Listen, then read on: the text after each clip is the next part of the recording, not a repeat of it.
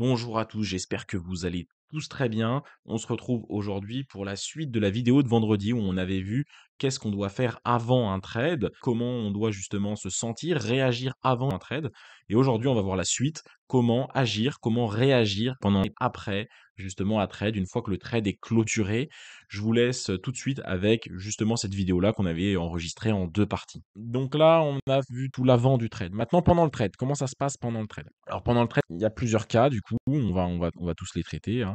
Le cas 1, il est très simple. Il y avait deux possibilités de prendre une position, hein, de mettre en place une stratégie et de trader. Il y a acheter le marché, on achète actuellement ce qui se passe, et il y a les ordres différés sur un déroulement hypothétique du marché.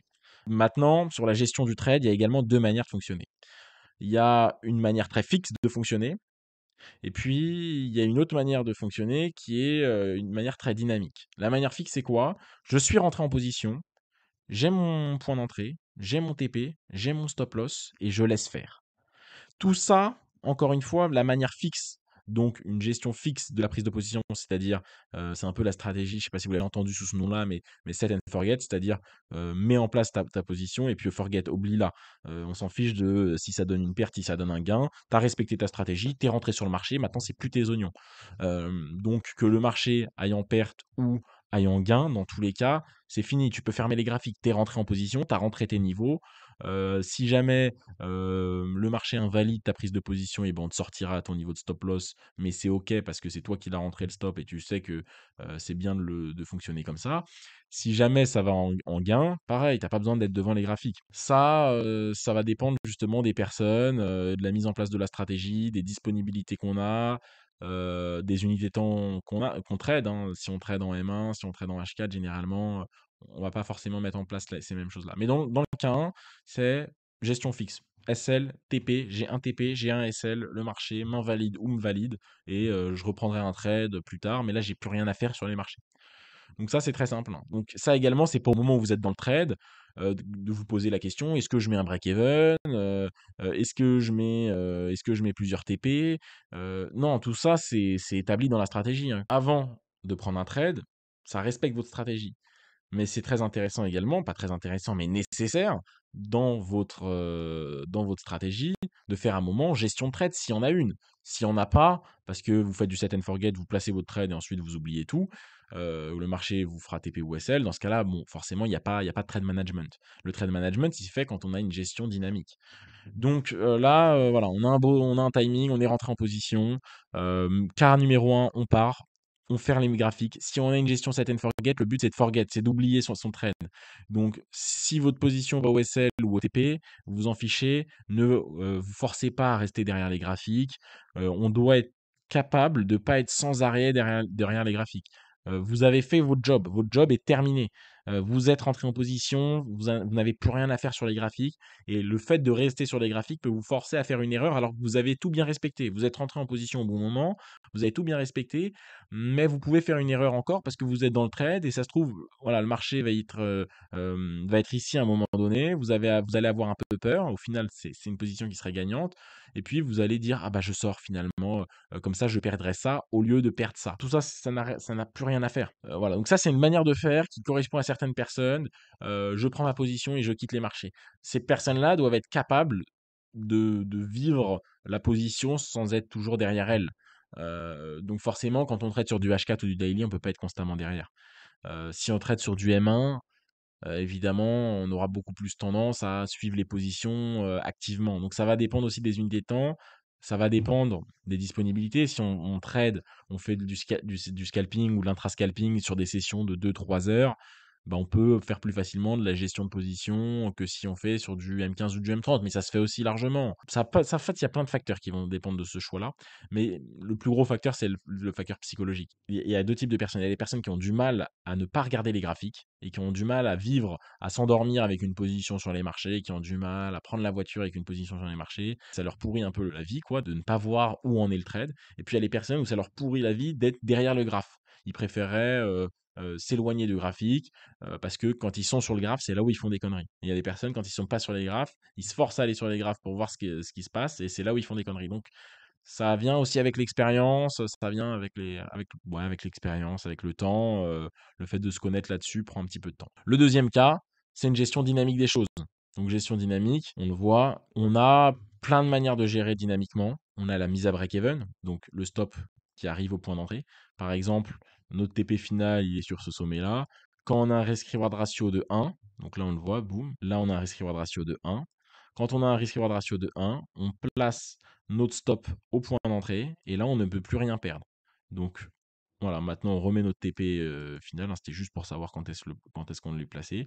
Donc voilà, là on est arrivé à risk reward ratio de 1 pour 1, on met notre stop à break-even et puis ensuite le marché pourra aller soit chercher notre gain, soit revenir ici, mais on ne perdra plus rien. Même si le marché nous transperce, on sortira à notre point d'entrée et on perdra rien du tout. Donc ça, c'est déjà un trade management. Parce que la mise à break-even fait partie du trade management. Ce trade management-là, c'est tout simplement de placer à un certain niveau notre stop à notre point d'entrée. Ça également, c'est dans notre backtest. Si on n'a pas backtesté la stratégie avec le break-even, vous ne devez pas trader avec break-even, hein. Tout ce que vous faites, c'est égal à la stratégie que vous avez mis en place et au backtest. C'est vrai que j'insiste beaucoup là-dessus parce que il y a des personnes qui ont backtesté d'une certaine manière et quand elles tradent, elles commencent à avoir un peu peur de perdre de l'argent et donc elles commencent à mettre en break-even, à faire des TP partiels alors qu'ils n'ont jamais backtesté avec des TP partiels. C'est une autre manière de manager le trade, c'est des TP partiels. Là, je suis à ce niveau-là, j'ai un TP1, je vais sortir 60% de ma position. Là, j'ai un TP2, je vais sortir 20% de ma position. Et là, j'ai mon TP final, mon TP3, mon take profit numéro 3, je sors 20% de ma position. Et on va sortir en décalé. Généralement, quand il y a un TP1, il y a une mise à break-even qui va de soi aussi. Généralement, la sortie en plusieurs fois, TP1 est souvent égal à mise en break-even. Il peut y avoir un TP1, un TP2, il peut y avoir qu'un TP1, comme dans le cas ici, il peut y avoir 3 TP. Une sortie de position, c'est rarement plus de 3 fois, hein. On va pas s'amuser à faire 4, 5, 6 TP non plus, parce que sinon l'énergie que ça demande, voilà, ça commence à être un peu complexe. Donc, qu'est-ce qu'on a? On a que du break-even. On peut avoir du break-even et un TP fixe, hein, un TP unique, pardon. On peut avoir plusieurs TP et un break-even. Généralement, on n'aura pas plusieurs TP sans aucun break-even. Donc voilà, ça c'est le premier niveau, je dirais, de trade management, c'est la mise à break-even. Le deuxième niveau, c'est la mise à break-even plus des TP partiels.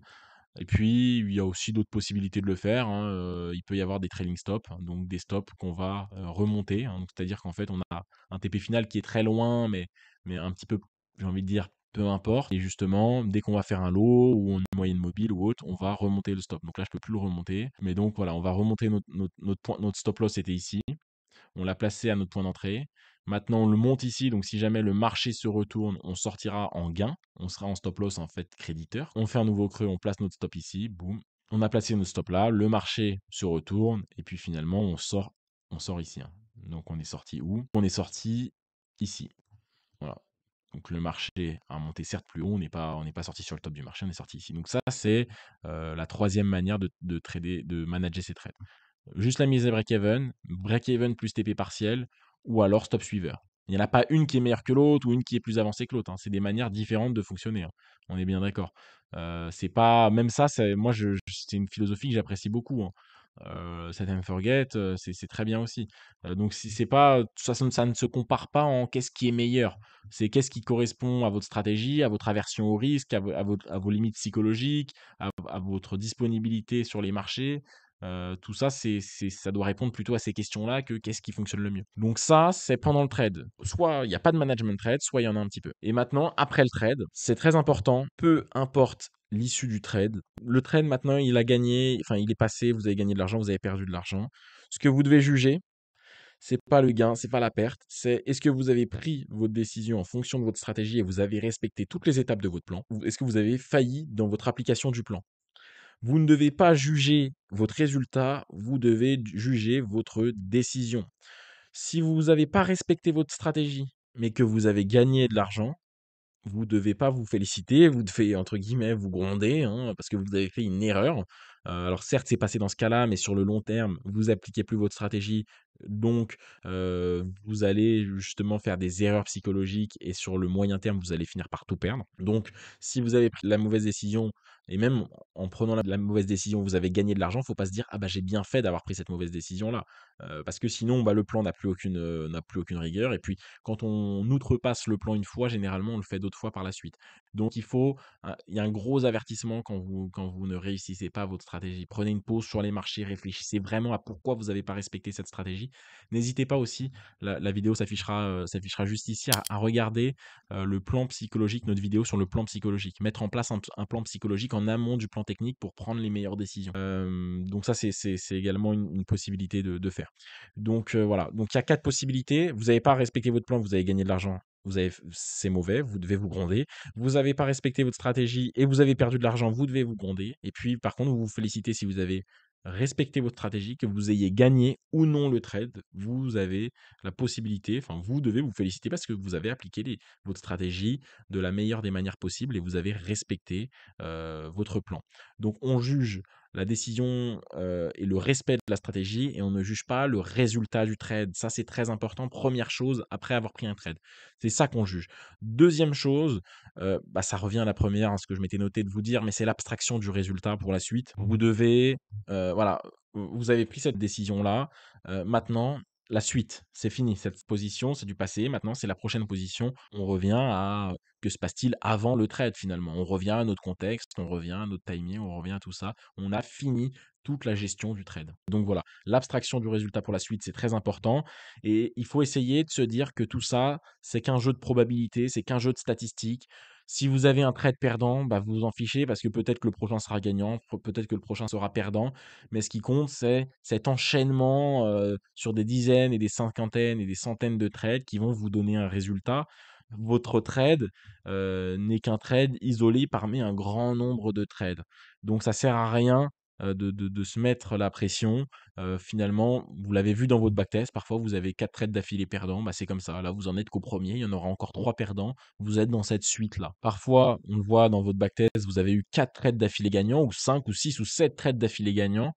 Bah, dites-vous également que vous en fichez, hein, finalement, vous en êtes là, il y a pas la peine de s'enflammer, hein, ça sert à rien de s'enflammer au prochain trade et à risquer et à s'exposer 2 fois plus sur les marchés. Continuez à faire les choses de la même manière. Voyez les choses sur un grand nombre de trades, c'est ça qui est intéressant. Donc c'est ça qui nous intéresse, c'est le grand nombre de trades. On s'en fiche, de façon, momentanée, est-ce que vous avez gagné ou perdu le trade. Jugez votre décision, et respect du plan. Le résultat, on s'en fiche, on passe à la suite. Je sais que c'est plus simple à dire qu'à faire, mais c'est important de l'avoir en tête. Toutes les décisions que vous prenez n'ont du sens que dans un très grand nombre de trades. Donc voilà, je vous mets un petit graphique pour terminer ce que j'étais en train de dire et imager ce que j'étais en train de dire. Quel est ce tableau que je vous ai mis sous les yeux? C'est la probabilité de voir au moins X nombre de trades consécutifs perdants, donc X2, hein, ou 3 ou 4 ou 5 ou 6, sur un échantillon de 50 trades. Donc si vous prenez 50 trades à la suite et que vous avez une stratégie qui a un win rate, un taux de réussite de 50%, la probabilité d'avoir 2 trades perdants, elle est de 100%. Donc sur 50 trades, sur un échantillon de 50 trades avec une stratégie de trading qui a 50% de chances de réussite, donc 50% des trades sont gagnants, 50% des trades sont perdants, la probabilité d'avoir 2 trades d'affilée gagnantes, 2 trades d'affilée perdants, excusez-moi, elle est de 100%. Donc sur 50 trades, vous êtes sûr d'avoir au moins 2 trades perdants. Mais vous êtes quasiment sûr, avec un taux de réussite de 50%, sur 50 trades, d'avoir 6 trades perdants d'affilée. Donc finalement, voyez les choses, et ça sera pareil hein, du côté des trades gagnants. Vous avez aussi une très grosse probabilité, la même, d'avoir 6 trades gagnants d'affilée. Donc, n'individualisez pas le trade. Ne vous dites pas ah c'est une perte, j'ai mal fait les choses et avoir peur de prendre le trade d'après. N'ayez pas cette euphorie quand vous gagnez 3 trades d'affilée. Non, c'est des chiffres, c'est des statistiques, c'est des données. C'est normal d'avoir 3 trades d'affilée gagnants. Sur 50 positions, à un moment donné, forcément, vous allez avoir 3 trades positions gagnantes. Sur 100, sur 200 positions, encore plus. Sur un an, si vous prenez 200 trades dans l'année, il y a bien un moment où vous allez avoir 6 trades d'affilée gagnants. Est-ce que vous êtes un génie du marché? Est-ce que vous devez risquer plus? Est-ce que vous allez finir millionnaire? Non, c'est des chiffres. Si vous perdez 7 trades d'affilée, 7 trades d'affilée sur 200 trades dans l'année, Oui, il y a un moment où, vous allez avoir une semaine de merde et vous allez avoir 7 trades d'affilée perdants. Est-ce que vous êtes le plus nul? Vous devez déconstruire votre stratégie? Non, c'est des chiffres. On n'y peut rien, c'est les chiffres sont là. J'espère que vous avez apprécié cette vidéo. N'hésitez pas à la liker, à venir débattre en commentaire si vous êtes d'accord, si cette vidéo vous a aidé. Mettez un pouce bleu pour la vidéo, ça nous fait extrêmement plaisir et puis, abonnez-vous à cette chaîne YouTube. Mettez la cloche pour pas rater les prochaines vidéos. Je vous remercie d'avoir été là jusqu'au bout, ça montre que vous êtes motivés. Donc abonnez-vous pour les personnes motivées. On va essayer de faire de plus en plus de contenu intéressant pour vous. Merci à tous. Portez-vous bien. À la prochaine.